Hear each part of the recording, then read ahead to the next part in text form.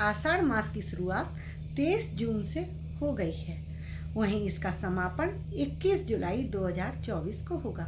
ऐसा माना जाता है कि आषाढ़ मास में कुछ गलतियों को करने से इंसान को कार्यों में सफलता की प्राप्ति नहीं होती है और आर्थिक मुसीबतों का सामना करना पड़ता है।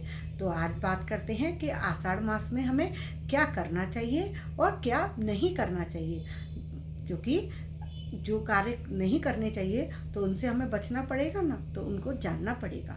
तो आषाढ़ मास में देवशयनी एकादशी आती है।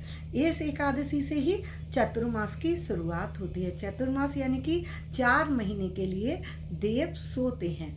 जब देव सो जाते हैं तो 4 महीने पूजा जप तप किया जाता है, नियमों की शुरुआत की जाती है। इस अवधि में मांगलिक कार्य जैसे जनेऊ, संस्कार, मुंडन आदि कार्य नहीं किए जाते हैं। माना जाता है कि इन कार्यों का शुभ फल प्राप्त नहीं होता है, इसलिए ये कार्य जब देव उठ जाते हैं, देव उठनी एकादशी से प्रारंभ होते हैं। इस माह में जल की बर्बादी नहीं करनी चाहिए, क्योंकि अगर जो व्यक्ति इस माह में जल की बर्बादी करता है तो उसको घोर पाप लगता है। आषाढ़ मास में देर तक सोना वर्जित बताया गया है। इससे इंसान का शरीर निरोगी रहता है। इसके अलावा तामसिक चीज़ें जैसे शराब और मांस मदिरा के सेवन से परहेज करना चाहिए। आषाढ़ मास में पिंडदान, तर्पण, स्नान और दान किया जाता है।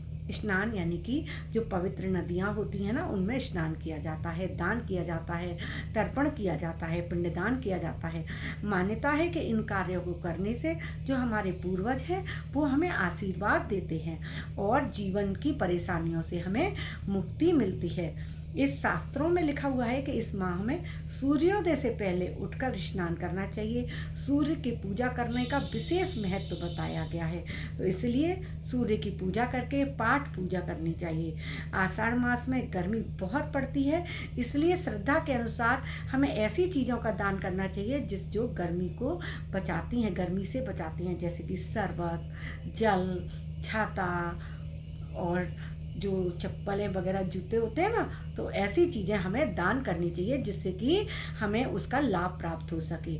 इस महीने में स्नान दान के साथ सूर्य को अर्घ्य देने, भगवान शिव की उपासना करने, भगवान विष्णु के वामन रूप की पूजा करने का भी विधान है। स्कंद पुराण के अनुसार इस महीने में एक समय भोजन करने का विधान है, यानी कि एक वक्त ही भोजन करना चाहिए। इसके साथ ही संत और ब्राह्मणों को लकड़ी की जो चरण पादुका होती है, जिसको कि खड़ाऊ बोलते हैं, वो दान करनी चाहिए। छाता, नमक और आंवले का दान करना चाहिए। इस दान से भगवान वामन प्रसन्न होते हैं। इसके साथ ही लाल कपड़े में गेहूं, लाल चंदन, गुड़ और तांबे के बर्तन का दान करने से सूर्य देव का आशीर्वाद प्राप्त होता है। हमारे सूर्य उच्च होते हैं, तो इस मास में ये दान हमें अवश्य करना चाहिए। सूर्य नमस्कार, प्राणायाम और भगवान विष्णु की पूजा इस महीने करने से हमें उनका आशीर्वाद प्राप्त होता है। हमारे जीवन में जो परेशानियां चल रही होती हैं वो दूर होती हैं, और जब ये सब आशीर्वाद मिलते हैं ना देवताओं के, तो हमारे जीवन के जो कार्य नहीं बन रहे होते हैं वो भी बनने प्रारंभ हो जाते हैं। जैसे रविवार को एक नियम और बताया गया कि रविवार को नमक का सेवन हमें नहीं करना चाहिए, क्योंकि आषाढ़ मास में सूर्य की पूजा बताई गई है और सूर्य के व्रत में नमक नहीं खाया जाता है। तो आप व्रत ना भी रख रहे हो तो भी इतवार को, रविवार को आप नमक का सेवन ना करें। इस महीने में ज़्यादा मसाले वाले भोजन खाने का भी वर्जित बताया गया है। आषाढ़ मास में ब्रह्मचर्य के नियमों का पालन करना चाहिए, तामसिक चीज़ों से दूर रहना चाहिए, नशे की चीज़ों से दूर रहना चाहिए। इस महीने में नमस्कार, प्राणायाम और ध्यान की मुद्रा का विशेष ध्यान रखना चाहिए, जिससे कि ऊर्जा को हम संरक्षित कर सकें। अपनी ऊर्जा को इकट्ठा करने का ये समय होता है। इसीलिए कहा गया है कि पूजा करिए, ध्यान करिए, जिससे कि हम अपना स्तर उच्च कर सकें।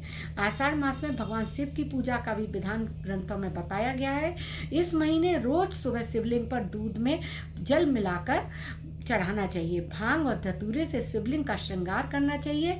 वहीं शाम को शिव मंदिर में तिल के तेल का दीपक जलाना चाहिए।